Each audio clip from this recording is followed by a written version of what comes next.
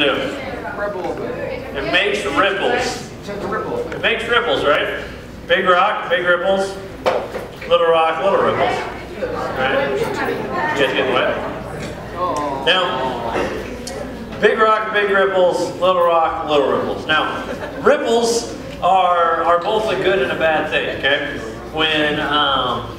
When you make ripples, you're stirring up the water. You're moving it around. And ripples can be a good thing because it keeps water from becoming stagnant, becoming gross in a big pond full of mold and mildew.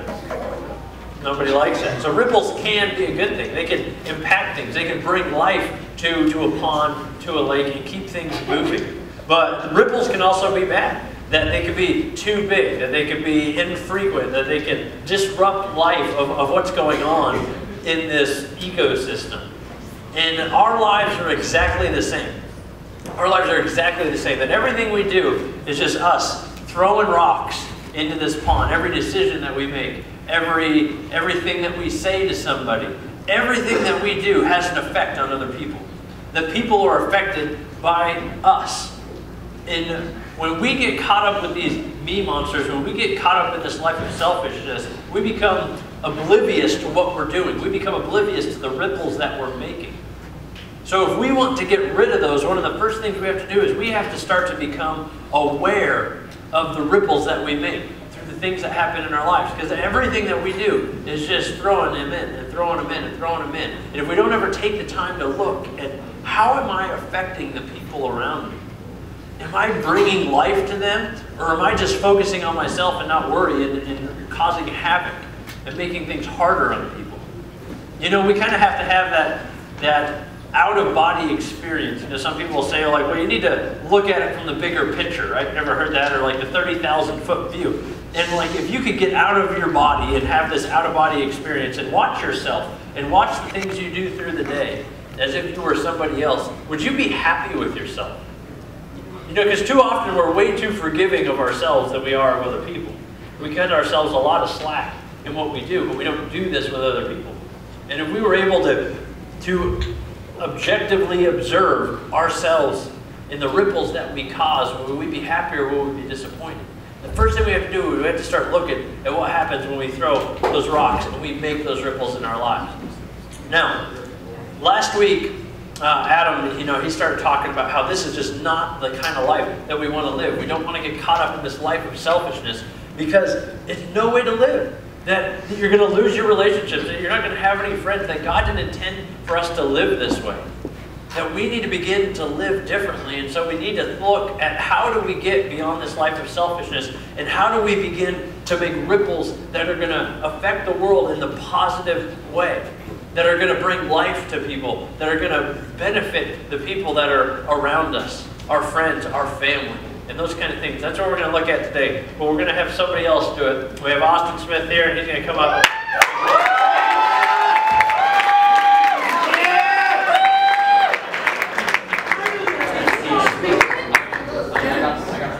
Yeah, you got the Steelers. Yeah, that's what I'm checking. Am I on? Yeah. No. Am I? Nope. The light's on. Okay. I'm here. How's everybody doing? It's off again? Yes.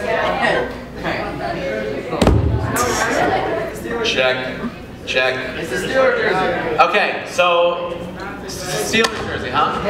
Let's talk about the 11th commandment. Have no other team before the Steelers. It's in the book of Pittsburgh.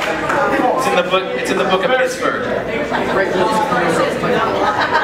Okay, anyway, we're talking about selflessness today, so we're going to start with a question that a lot of us ask a lot of times. I mean, most of us probably did it more when we were younger, but it's still something that we come across quite frequently. But anybody remember being a little kid and you hear your parents say, hey, we're going to go out to ice cream. Me and your mom, we're going to go out to ice cream. So you just sit here, be good, we'll be back in an hour. What about me, man?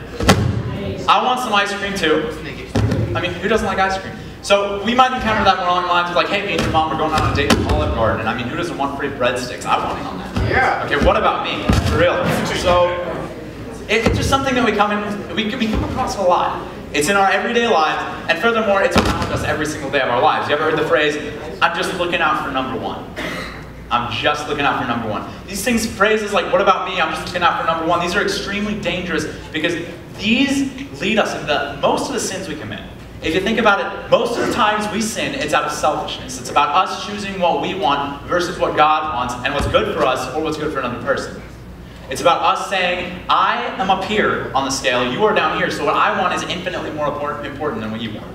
That's what we do when we say, what about me? When we ask these questions, and it's something that we really have to get out of. It's not good. I mean, it has given us this name that our generation is called by my father's generation, by the generation before him, and so on. We are known as the me generation. We are known as a generation full of selfish people, a generation that just wants more and more and more. Give me more of these gadgets, give me more of these things that, like, people in other countries, they got no idea. They got no idea, it's just us. We have this little view, little binoculars we're looking through. And they just focus in on us and just our own little world, and like everything revolves around us. That's the lifestyle this world is teaching us to live. So we need to get away from that. We need to get away from the me monster. We need to learn to get rid of that. And when I decided and I started thinking about selflessness and what I was going to say, one of the first things that came to my mind was mothers. Who here has a mom? You have a mom? I see some hands not going. Wow. How are you here? Okay. Well, anyway, when you think about a mother really does everything that she does for us out of the good of her heart. Because we're little infants. We can take care of ourselves. If we lived in the wild, we'd be dead. We can't do anything. A mother takes it upon herself. She's going to give us a place to stay. She's going to make sure we're warm at night. She's going to feed us. She's going to take care of us. She is making this commitment, not because she has to, because she chooses to. She's making a commitment to us because she chooses to. And as we get older, our lives start to change and we start to get a little bit more intelligent, or so we think. And so we're at a point where we can walk now, and our mother tells us, hey, don't touch the stove. And she's not telling us don't touch the stove because she doesn't want us to miss out on this great time that touching the stove brings. She wants us to not touch the stove because we will burn our hand, and she knows that. Yeah.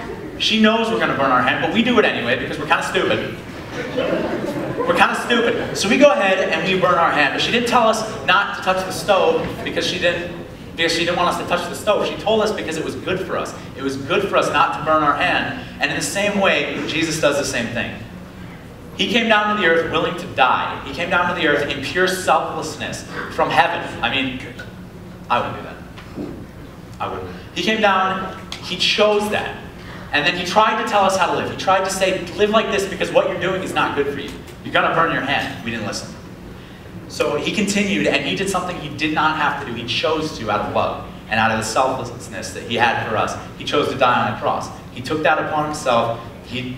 It's just what he did, and that is incredible. So now I'm going to talk to you guys about how that looks in our lives. So, like this cup, I can fill it up. It only holds this much water, okay? But this cup is Jesus, by the way. Okay, and this one's us. So Jesus continues to pour this love, which is actually water, into our hearts, and it just keeps coming, and coming, and coming. And the cup overflows because the cup can't hold all the water. It pours out into the water around it. Okay, I think I made my point. It pours out into the water around it. In the same way, the love that we get in our hearts from Jesus is supposed to pour out into others around us. And that does not look like the lives that a lot of us live. I know I have my moments, and I know you guys do too. A lot of times, the stuff that comes into us does not match the stuff that goes out. Because we're still getting this love, but we're still acting selfishly. And in the same way, the exact opposite can happen. Your heart can be filled with hate and greed, and the exact same thing can pour out of your life. Instead of the love that you want to be pouring out of your life, hate and greed just spill out because that's what's in your heart. So what I'm trying to say is anything you're going to do, any good or bad that's going to come out of you is going to come from the heart. And you've got Jesus continually pouring love into your heart. So we need to learn how to use that, right? Right. Okay, good. So what does it take to leave that selfishness? What does it take to get that greed and that hate out of our hearts, replace it with love, and then allow it to spill out around us? What does that take? Well, it takes a couple of realizations. First, we have to realize that God is big or not. There are 6 billion people in the world. In here we have maybe 200. Okay, but each of us is one. 1 out of 6 billion. So if we had everybody in a city, let's play Where's Waldo. No, you're not going to get found. There's 6 billion people. You're just one. You're small. We all are. We're all that small. And we too often act in ways that make us feel like we're bigger than we are.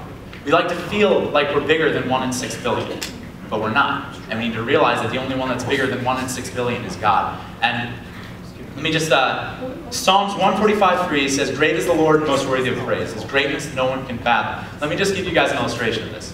You know the Hubble Space Telescope, like the coolest invention in the world? Okay, a couple of years ago, they saw 2 stars, but in between those 2 stars, there was a blank spot. So they went and they pointed the Hubble Space Telescope into that blank spot for 4 months. And they got the results back. They saw thousands and thousands of galaxies, full of millions and millions and millions of stars.